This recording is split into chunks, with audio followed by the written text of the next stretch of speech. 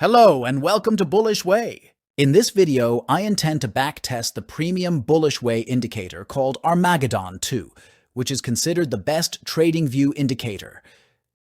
We will perform the backtest on the daily time frame for Bitcoin over the last 3 months. In the previous video, we tested this indicator in various markets and time frames, and you can access the results on the Bullish Way website, the link to which I have provided in the description. Before the backtest, I would like to remind you that the take profit of this indicator is based on the dynamic support and resistance touches. For example, for this short signal, the moment the dynamic support is touched is the exit time with profit.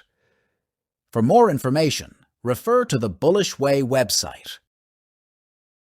Now, let's start the backtest for the daily time frame of Bitcoin from November 2023. The power of the premium Bullish Way indicator needs no additional explanation.